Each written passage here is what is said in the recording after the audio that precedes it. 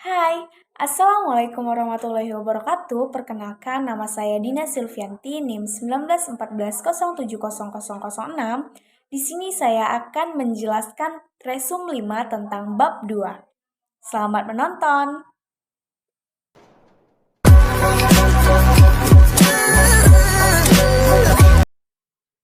Bagian penelitian yang membutuhkan kajian pustaka.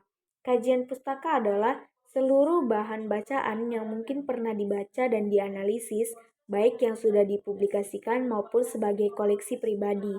Kajian pustaka sering dikaitkan dengan kerangka teori atau landasan teori, yaitu teori-teori yang digunakan untuk menganalisis objek penelitian.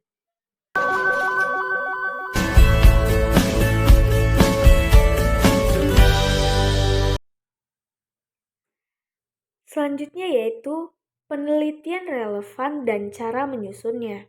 Penelitian adalah sebuah proses aktivitas guna mencari sebuah sesuatu seperti pengetahuan, kebenaran, dari hipotesis atau dugaan sementara fenomena yang terjadi. Relevan adalah suatu yang memiliki kaitan dan hubungan erat dengan pokok masalah atau sesuatu yang sedang dibahas atau diteliti tersebut. Penelitian yang bisa dianggap relevan yang pertama, jika sebuah penelitian, maka judul, topik yang diteliti memiliki hubungan. Yang kedua, penelitian relevan memiliki referensi yang berhubungan dengan penelitian. Yang ketiga, relevan harus sesuai dengan pembahasan dan masalah. Kajian pustaka yang relevan adalah seluruh bahan bacaan yang mungkin pernah dibaca dan dianalisis, baik yang sudah dipublikasikan maupun sebagai koleksi pribadi.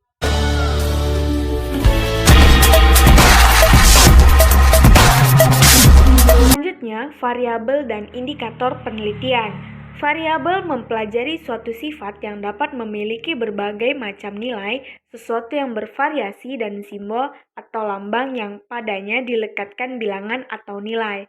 Indikator adalah meninjau atau menelaah pustaka tidak cukup hanya mengambil dan menyantumkan berbagai kutipan, baik teori, konsep, parameter, atau indikator-indikator dari berbagai referensi.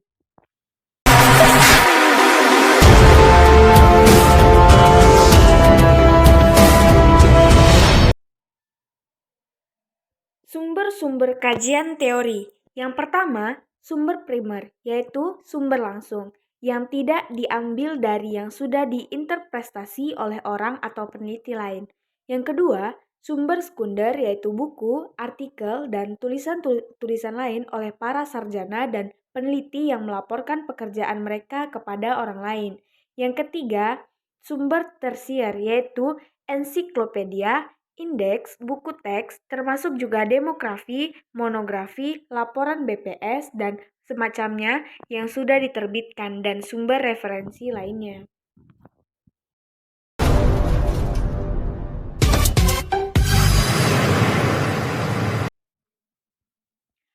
Selanjutnya, uraian hipotesis dan contoh-contohnya pada berbagai jenis penelitian. Proses pembentukan hipotesis merupakan sebuah proses penalaran yang melalui tahap-tahap tertentu.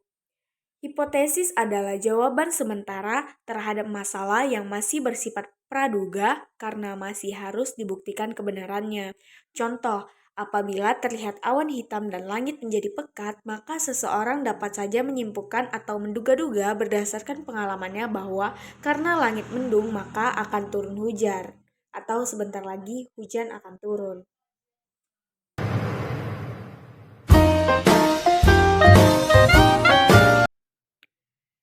Selanjutnya yaitu tahapan penyusunan kajian teori atau kajian pustaka. Untuk pendekatan kualitatif, model pertama, peneliti menempatkan kajian pustaka pada bagian pendahuluan. Ini dimaksudkan agar kajian pustaka dapat menjelaskan latar belakang secara teoritis masalah-masalah penelitian. Model kedua, menempatkan kajian pustaka pada bab terpisah seperti halnya pada pendekatan kuantitatif. Model ketiga, kajian pustaka ditempatkan pada bagian akhir penelitian bersamaan dengan literatur terkait.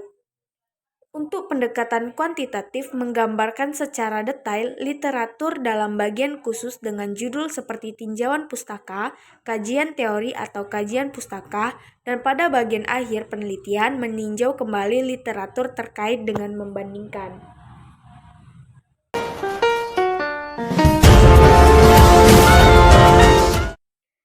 Selanjutnya yaitu cara-cara menyusun kerangka berpikir.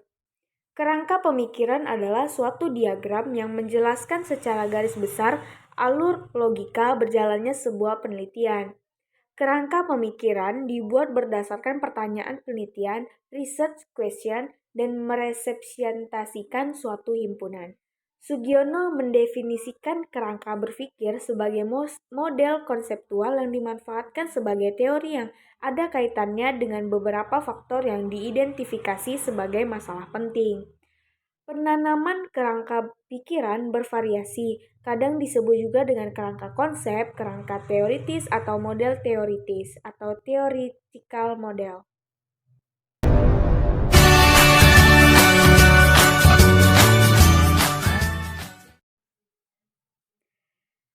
Selanjutnya, pengertian dan pentingnya kajian pustaka.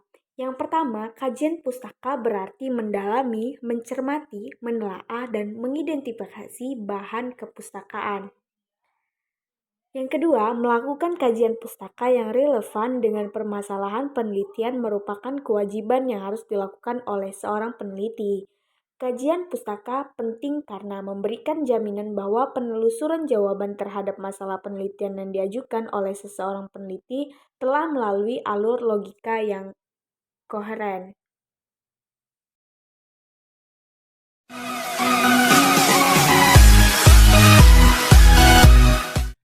Cara-cara mengkaji bahan pustaka. Yang pertama, memilih sumber pustaka. Yang kedua, menelusuri sumber pustaka. Caranya adalah dengan melihat daftar isi terlebih dahulu, kemudian membaca secara keseluruhan bagian sumber pustaka yang dianggap penting. Membaca sumber pustaka tujuannya untuk membentuk kerangka teori di dalam pikiran supaya mempermudah penulisan karya ilmiah. Penyajian karya pustaka dapat berupa deskriptif dan dapat pula disertai dengan analisis. Mencatat hasil interpretasi terhadap sumber pustaka.